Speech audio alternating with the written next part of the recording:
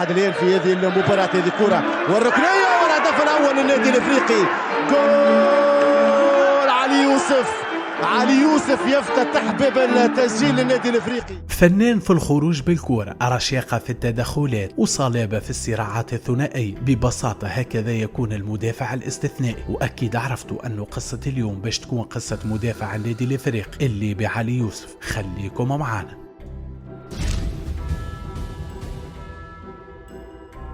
في 9 جويلية 2001 ولد علي يوسف المصراتي في بنغازي الليبي. الأسرة رياضية، والده رحمة الله عليه يوسف المصراتي كان لاعب في صفوف فريق أهلي بنغازي. اعتزل مبكرا بسبب الإصابة، لكنه كمل المسيرة كمدرب مع الفريق. حب الوالد للأهلي خلاه يغرسه عند ابنه، وهذاك علاش علي يوسف كبر وترعرع داخل أسوار قلعة الأهلي، وما كانش يعرف أي لون غير ألوان الأهلي. توفى يوسف المصراتي رحمة الله عليه، لكنه وصل الابن بالأهلي، والابن كان في مستوى الوصي، وصل للفريق الأكابر في عمر صغير. علي يوسف اختفى الأنظار في ليبيا، والشارع الرياضي الليبي صار كل كلامه حول موهبة ليبيا الجديدة في خط الدفاع. بعمر 20 سنة فقط علي يوسف يحصد جائزة أفضل مدافع في الدوري الليبي، بفضل رشيقته الكبيرة في التدخلات، وبفضل الهدوء الكبير في الخروج بالكرة.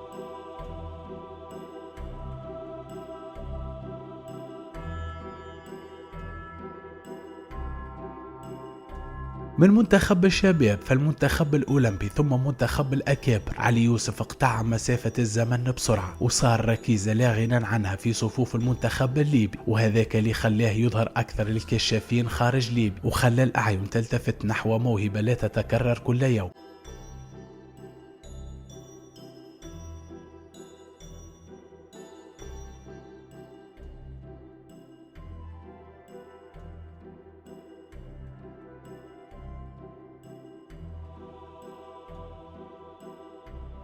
في صيف 2024 وبعد أخذورة وبعد ماراثون من المفاوضات، علي يوسف يقرر مغادرة أهلي بنغازي والالتحاق بالنادي الإفريقي في البطولة التونسية بعقد لمدة 2 سنين. النادي الإفريقي يظفر بالجوهر النادر، ومنذ الجولة الأولى في البطولة الناس عرفت وتأكدت أنه علي يوسف لن يكون مجرد صفقة عادية. من مباراة إلى أخرى علي يوسف يأكد، من جولة إلى أخرى حب جماهير الإفريقي لعلي ويكبر، والأعين تتزايد أكثر على المدافع الليبي.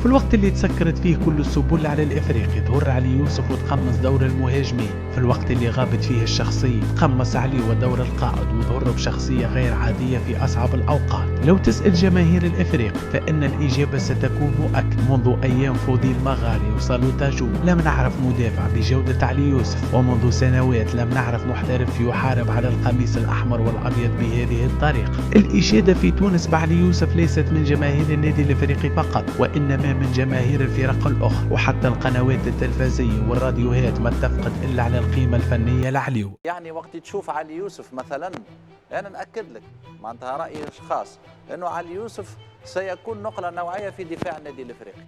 يعني باش يذكرنا بالزمن نتاع سالوتاجو، وكان تتذكر وقت الديفونس هذيك كيفاش كانت. أفضل مدافع في بطولة تونس هذا الموسم، ما ثماش اثنين ممكن يشكوا في الأمر. أفضل محترف في تونس، الأغلبية ممكن تتفق على ذلك. الأداء الكبير اللي قدمه عليه كيف العادة خلى العينين تكثر عليه. الحديث على عروض من الأهلي المصري ومن إيطاليا ومن الدوري الفرنسي. عام واحد ما زال في عقد علي يوسف مع الإفريقي، فيه بند لكسر العقد ب800 ألف دولار. في ليبيا الحديث ما يدور كان على رغبة علي في الاحتراف في أوروبا. في مصر جماهير الأهلي تريد اللعب بقوة، وفي تونس جماهير النادي الإفريقي تمني النفس بالحفاظ على جوهرتها النادرة لسنوات قادمة. هذه كانت قصة علي وقلب الأسد. خلونا في التعليقات قصة اللاعب القادم اللي تحبوا تسمعوها.